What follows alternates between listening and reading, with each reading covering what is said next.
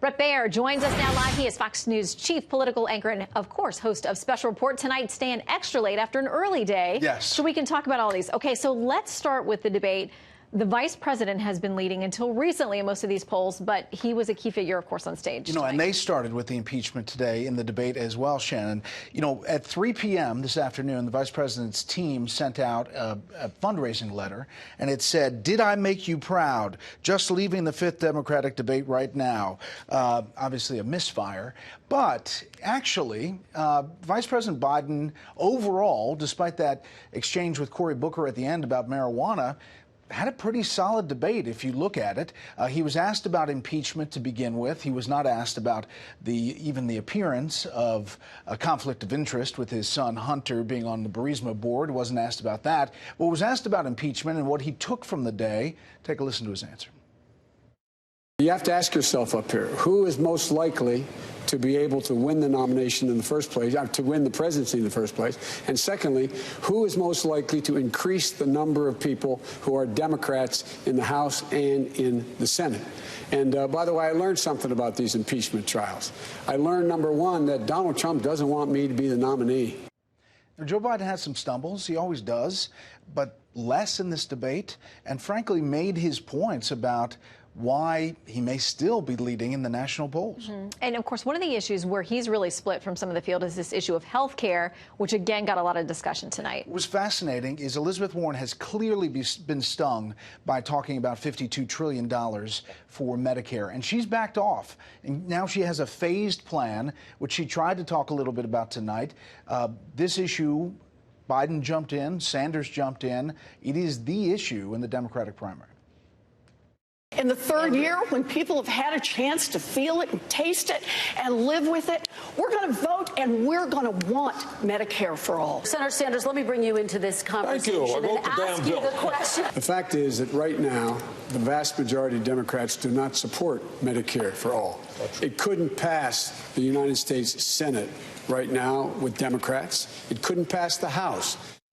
And that was basically what Mayor Pete said as well about not overshooting when it comes to health care. Bernie Sanders, by the way, is saying that basically Elizabeth Warren is backing off, and he's full steam ahead, Medicare for all in the first week. Well, and as we noted there, Vice President Biden saying, just you got to be realistic about what can actually pass on the Hill. We can promise all kinds of things. And then there was this discussion about who's actually gotten things done on the Hill. The vice president wanted to claim that mantle, but there's someone else challenging him. Yeah, Senator Klobuchar from Minnesota saying that she's gotten a lot done. She made her kind of elevator pitch. She overall had a pretty good debate. Social media said that she was shaking at times. I think it was perhaps her haircut, but we'll see. It was a message that she made, basically that she is the person on stage who can unite the party. I think what matters is if you're smart, if you're competent, and if you get things done. I am the one that has passed over 100 bills as the lead Democrat in that gridlock of Washington in Congress on this stage. I think you've got to win. And I am the one, Mr. Vice President, that has been able to win every red and purple congressional district as the lead on a ticket every time. And if you think a woman can't beat Donald Trump, Nancy Pelosi does it every single day. She had a number of good lines. She has had other good performances in debates. She is a factor in Iowa.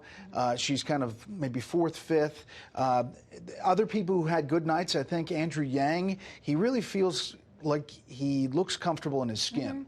And when he answers something, he feels like he's selling it. He obviously has a lot of young supporters, and he's making these debate stages, so he's still in the mix. Yeah, he's going to come up with us a little bit later on the show, so we'll talk to him about how he thinks his performance went tonight. He had some funny lines, as you said, Senator Klobuchar, as well. She joked about how much money she raised off ex-boyfriends in her first fundraising campaign, I think, running for the Senate, talking about how hard that is. Mayor Pete didn't have the best night. I think he kind of went a little flat. A little flat. Yeah, well, we'll see. I mean, the polls are great for him right now. Okay, so let's talk about our other big story. We want to put up here, the president was getting ready to speak about this impeachment thing just after Gordon Sondland, the ambassador, had started his testimony this morning.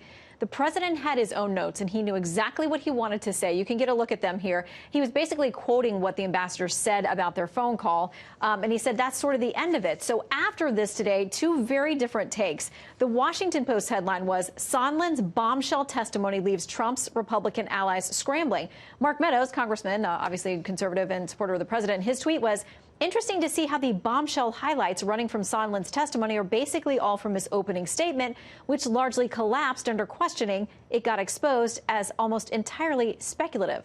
So again, I don't know if any minds are changed. Well, listen, the opening statement was shocking because I don't think Republicans knew what was coming. I do think that in cross-examination there were some pointed questions about, did he hear it from President Trump? Was it tied directly to the aide? Did anyone on the earth tell him it was tied directly to the aide? And he had to say, no, it was my presumption. But when you lay it all out, you know, the call that he makes to President Trump where he says, I want nothing, no quid pro quo, happens on the day that the House Intelligence Committee launches this investigation based on the whistleblower. So that context has to be, you have to look through that prism. Overall, there was a back and forth. I mean, again, it's the blue dress, gold dress, people looking at the same thing. I think overall, Sondland was not a great witness for President Trump. He really kind of hurt at the beginning. Republicans feel like they got it back on track at the end. You're still at numbers, swaying numbers. Right. And how many GOP senators are going to be affected by what's happening here. Yeah, if they'll cross over. Okay, speaking of numbers, a new Marquette University Law School poll out of Wisconsin, very interesting, showing how people feel there. This is registered voters, I believe, whether he should be impeached and removed or not, the president.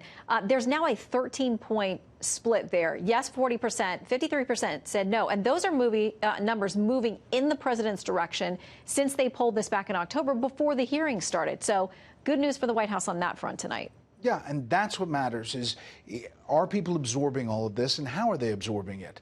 I think, you know, these marathon hearings are interesting. They get a lot of people tuning in. For I think us, maybe. fewer and fewer over time. Yeah. And as it kind of drags on, people are like, wait, what is she? You need a whiteboard. Who's this person? Yeah. Right. And so, listen, I think at the end of this, they're going to have to make a compelling articles of impeachment sale. And you're probably going to see, along party lines, a vote. Well, another day of this tomorrow. We know you'll be watching and covering it, and we'll be watching as well. You bet. Thank you for staying up late, Bret. You got it. And being up early again. All right.